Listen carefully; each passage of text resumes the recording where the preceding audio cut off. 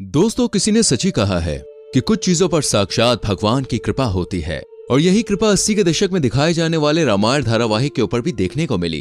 तभी तो बालक रूपी भगवान राम और कौवे वाले सीन को लेकर कलाकारों का कई घंटों तक भूखे प्यासे काम करना, ये सब कुछ ऐसे हुआ मानो ईश्वर खुद इस धारावाहिक को बना रहे हो।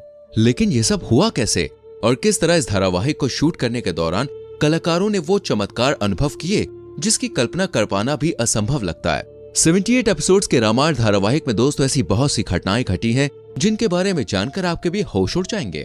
1987 में दूरदर्शन पर देश के सबसे पहले धार्मिक सीरियल रामायण का प्रसारण हुआ था। रामानंद सागर ने सीरियल को बनाने में पानी की तरह पैसे बहा दिए। बहुत ही कम लोग ये बात जानते हैं कि सुपर डुपर हिट होने वाले रामायण धारावाहिक को सूचना और प्रसारण मंत्रालय से कई बार रिजेक्शन का सामना भी करना पड़ा, जिसके चक्कर में रामानंद सागर ने कितनी ही बार सरकारी दफ्तरों के चक्कर भी लगाए, तब जाकर रामायण को प्रसारित करने की इजाजत मिली थी। सबसे पहले रामानंद सागर ने रामायण का दोस्तों एक सैंपल एपिसोड सूचना और प्रसारण मंत्रालय के अधिकारियों को दिखाया, जिसके बाद उन्होंने पहली दफा रिजेक्ट कर दिया था।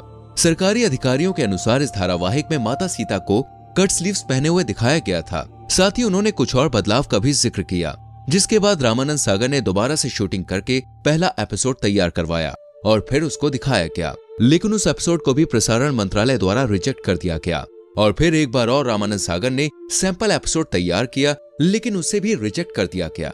देश में पहली बार धार्मिक सीरियल तैयार किया जा रहा था जिसका प्रसारण टीवी पर होना था, इसलिए इस बात का सुनिश्चित होना बहुत जरूरी था कि किसी भी प्रकार की कोई कमी ना रह जाए जिससे लोगों की धार्मिक भावनाओं को ठेस ना पहुंचे।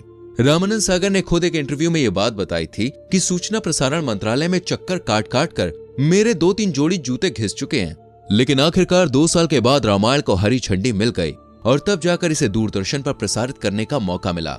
उस समय फिल्में जितने बजट में बन के तैयार होती थी, उससे ज्यादा पैसों में दोस्तों रामायण का एक एपिसोड तैयार किया जाता था। सबसे ज्यादा मजेदार इस धारावाहिक की शूटिंग के किस्से हैं, क्योंकि दोस्तों रामायण को शूट करने के लिए सही लोकेशन का ढूंढना बहुत जरूरी था, जिसमें काफी दिक्कतों का सामना भी करना पड़ा। वो एक ऐसी जगह चाहते थे जहाँ पहाड़, नदी, समुन्दर और पेड़ पौधे सब कुछ हो, और मुंबई जैसी भीड़ भाड़ वाली जगह पर इस तरह का शूट कर पाना बहुत ही मुश्किल और महंगा था। ऊपर से रामायण में कई सारे किरदारों की जरूरत थी। इस वजह से शूटिंग के लोकेशन को लेकर रामानंद सागर ने भारत के कई सारे शहरों के चक्कर लगाए और फिर हरि भाई नाम के एक व्यक्ति ने उन्हें गुजरात में मौजूद एक बेहतरीन जगह का नाम बताया, और ये जगह थी दोस्तों उमर गांव, जहां रामानंद सागर गए और उन्हें ये जगह भा गई, जिसके बाद सारी शूटिंग यहीं पर शुरू की गई।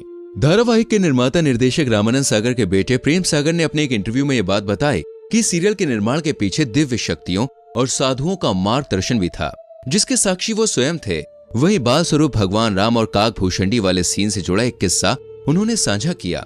वो बताते हैं कि काकभूषणी बालक राम की परीक्षा लेने के लिए आते हैं, जिसके बारे में आपको भी पता होगा, लेकिन कौवे वाले सीन को फिल्माना दोस्तों बहुत कठिन था। एक तरफ एक नन्हा बालक, दूसरी तरफ कौवा, आखिर कैसे शूटिंग हो?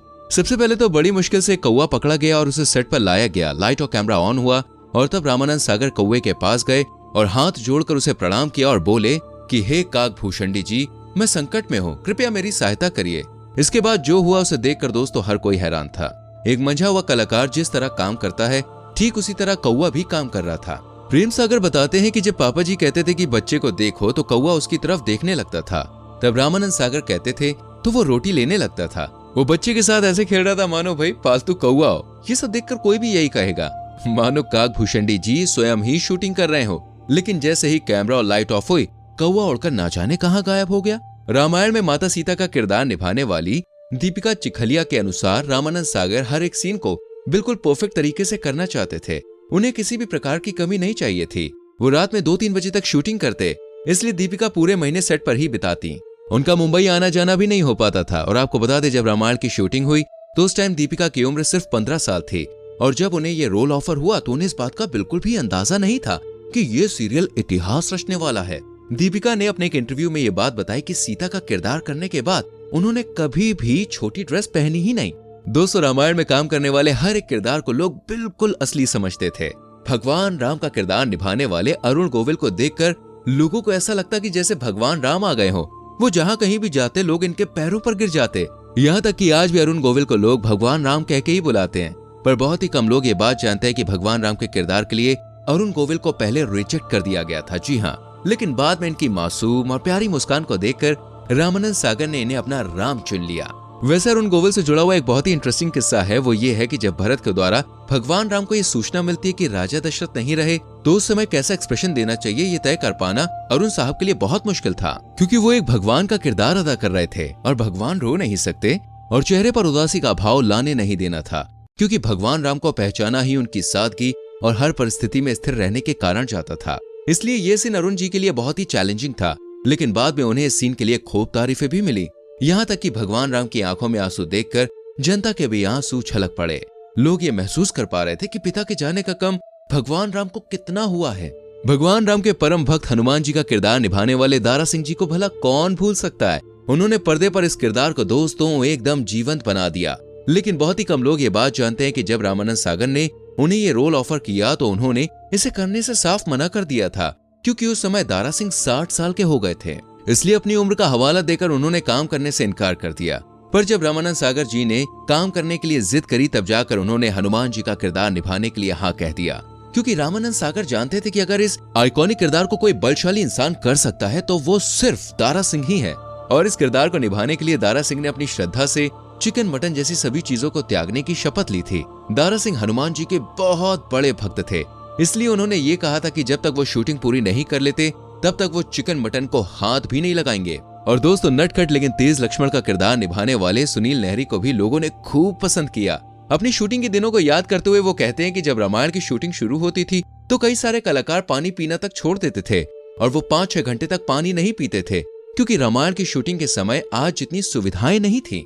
सेट पर वॉशरूम की काफी दिक्कतें थी, जिसकी वजह से लोग पानी तक नहीं पीते थे, क्योंकि अगर पानी पिएंगे तो टॉयलेट जाना पड़ेगा और गांव में ऐसी कोई भी सुविधा नहीं थी। इसलिए लोग पूरे फोकस के साथ सिर्फ और सिर्फ शूटिंग पर ध्यान देते।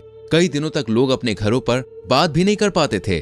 इसके बारे में बताते हुए सुनील लहरी कहते हैं कि उन दिनों हम शहर से बाहर शूटिंग कर रहे थे, जहां पर किसी भी प्रकार के फोन बूथ का इंतजाम नहीं था। वहीं से कुछ दूरी पर टेलीफोन की सुविधा थी, जहां पर लोग जाकर अपने घर वालों से बात करने के लिए घंटों तक लाइन लगाकर खड़े रहते थे। वैसे तो रामायण की शूटिंग के दिनों के दोस्तों कई किस्से चर्चित हैं, लेकिन उनमें से एक किस्सा सुग्रीव के रोल को लेकर है। असल में रामायण में सारी कास्टिंग हो चुकी थी, लेकिन रामानंद सागर सुग्रीव के किरदार को लेकर काफी चिंतित थे। उन्हें इस रोल के लिए कोई बेहतरीन कलाकार मिल ही नहीं रहा था और इस परेशानी में वो एक दिन भगवान राम का नाम लेकर सोए और फिर सुबह बहुत ही गजब का चमत्कार हुआ। अगले ही दिन इंदौर से एक अच्छी पर्सनैलिटी का पहलवान आया, जिसे तुरंत ही सुग्रीव के रोल के लिए सेलेक्ट कर लिया गया। और ये रोल निभाने वाला कोई और नहीं बल्कि दोस्तों श्याम सुंदर थे, जिनका हाल ही में निधन हुआ है। और दोस्तों, हम कैकेयी के किरदार को भाई कैसे भूल सकते हैं, जिसे पद्मा खन्ना नाम की अभिनेत्री ने बहुत ही खूबसूरत ढंग से निभाया। वाकई में उनके किरदार को देखकर लोग कैकेयी से नफरत करने लग गए थे और यही रामानंद सागर को चाहिए भी था। और 100 साल बाद भी जब लोग इसे देखेंगे ना, तो ये उतना ही अच्छा लगेगा, कमाल का लगेगा कि सबके दिलों में उतर जाएगा। बाकी सीरियल के बारे में आपका क्या ख्याल है, हमें कमेंट करके जरूर बताना। वीडियो को लाइक और शेयर करना। आने वाली वीडियोस को देखने के लिए चैनल को सब्सक्राइब करके बेल आइकन प्रेस करें, जिससे आने वाली वीडियोस आपसे मिस ना हो। गाइस, मिलते हैं अगली वीडियो में। अपना बहुत ख्याल रखें। Bye bye, take care.